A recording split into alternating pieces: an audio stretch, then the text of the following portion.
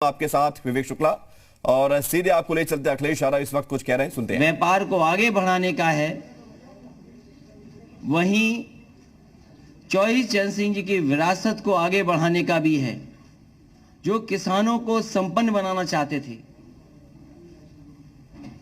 किसानों के लिए सपना देखा था कि वो संपन्न हों, लेकिन जो हालात हैं,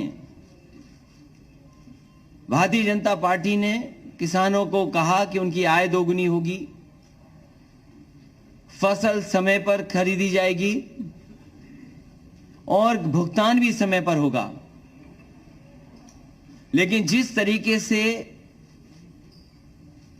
जो 3 कानून लाए गए बिना किसानों की राय मशवरे के, और मैं बधाई देना चाहता हूं किसानों को, उनकी ताकत का एहसास दिलाया। लोकतंत्र में किसानों ने एकजुट होकर के और सब कुछ भूल करके एक साथ खड़े होकर के मजबूर किया सरकार को, और सरकार को अंतोगत्वा वो कानून वापस लेने पड़े। भारतीय जनता पार्टी आज भी नहीं कह सकती है कि वो 3 कानून क्यों लागू किए थे और 3 कानून क्यों वापस ले लिए। ये वोट के खातिर लिए हैं। इसलिए मैं किसान भाइयों को यहां सावधान करना चाहता हूं कि भारतीय जनता पार्टी ऐसी पार्टी है, बिना बताए भी कुछ ऐसे फैसले और कानून ले आएंगे। इसलिए मैं आरएलडी और समाजवादी पार्टी का गठबंधन है, किसान भाइयों को भरोसा दिलाना चाहता हूं कि कोई भी ऐसे काले कानून उत्तर प्रदेश में कभी लागू नहीं हो पाएंगे। जो भारतीय जनता पार्टी की नीयत है, जो उनकी मंशा है। समाजवादी पार्टी ने बिजली के क्षेत्र में कहा है कि 300 यूनिट मुफ्त होगी, सिंचाई माफ होगी, एमएसपी की खरीद के लिए जो इंतजाम करने पड़ेंगे सरकारी तौर पर किए जाएंगे। वहीं फार्मर्स के लिए कि उनके गन्ने के भुगतान के लिए उन्हें इंतजार न करना पड़े, 15 दिन इंतजार न करना पड़े।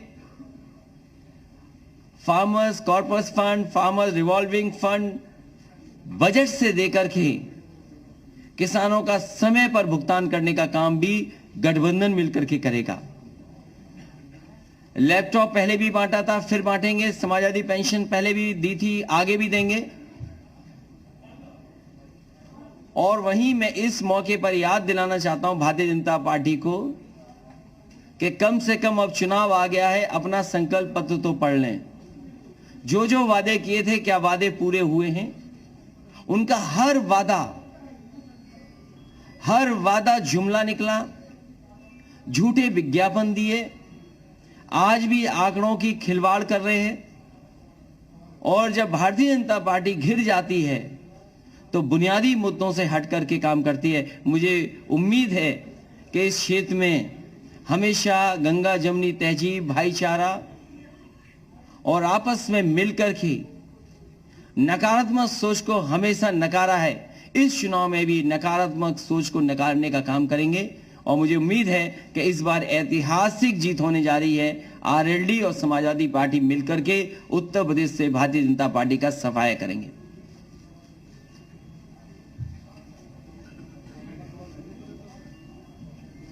स्टोरी को क्या नाम देंगे? पहले तो यूपी के लड़के थे, बबुआ भतीजे थे, अब स्टोरी को क्या नाम देंगे? ये दोनों किसानों के बेटे हैं, किसानों के हक के लिए आखिरी वक्त तक लड़ेंगे। और इसीलिए मैं जेब में एक पोटली लेके चलता हूं, लाल टोपी और लाल पोटली। ये अन्नदाता के पक्ष में हराने के लिए, उन्हें भगाने के लिए अन्न संकल्प लेकर के चलता हूं। मैं तो कहूंगा पत्रकार साथियों, अगर आप में भी कोई लेना चाहे तो अन्न संकल्प ले सकता है।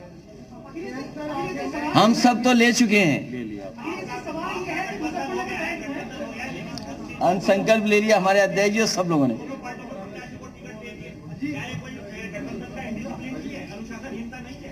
कहां पर? ये हम दोनों बैठ करके तय कर लेंगे बहुत जल्दी। कुछ आज तय हो जाएगा, कुछ कल तक आप देखेंगे सब तय हो जाएगा। सवाल उठ रहा है, हर एक कार्यकर्ता से मैं भी कर रहा हूं, क्या मुस्लिम राजनीति को हाशिए पर रखा गया, किसी भी मुस्लिम प्रत्याशी को टिकट नहीं दिया गया, ये क्या सोचते हैं? ये गंगा जमनी तहजीब है। गंगा जमनी संस्कृति को मिल करके आगे बढ़ाने का काम कर रहे हैं। नेगेटिव पॉलिटिक्स को खत्म कर रहे हैं, नकारात्मक पॉलिटिक्स को खत्म कर रहे हैं। और समाजवादी पार्टी आरएलडी मिल करके, यहाँ सवाल ये नहीं किसको टिकट मिला किसको नहीं मिला, हम दोनों मिलकर के किसानों के हक और सम्मान के लिए लगातार आगे बढ़ते रहेंगे, लगातार संघर्ष का रास्ता अपनाएंगे। अखिलेश जी, सवाल यह है कि पिछले एक सप्ताह से मुजफ्फरनगर में 2013 की वीडियो मैनिपुलेटेड करके और मनगढ़ंत बनाकर वायरल की जा रही है। बीजेपी के लीडर भी जब इलाके में जाते हैं तो वही बात याद दोहराते हैं, उनके बड़े लीडर भी ये कह रहे हैं। तो क्या मौलिकता के आधार पर विकास के मुद्दे पर भारतीय जनता पार्टी बहस से बच रही है? भारतीय जनता पार्टी अभी भी पुराने ही मुद्दे उठा रही है।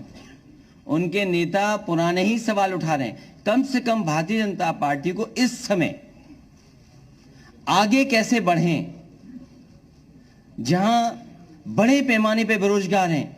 आप देखिए क्या हुआ है बिहार में, क्या हुआ है अयोध्या प्रयागराज में, कितने बड़े पैमाने पे नौजवान बाहर निकल करके आए। किसकी जिम्मेदारी थी परीक्षा को सही ढंग से कराना? आरआरबी एनटीपीसी को लेकर के जो आंदोलन कर रहे नौजवान, कितना अपमानित होना पड़ा।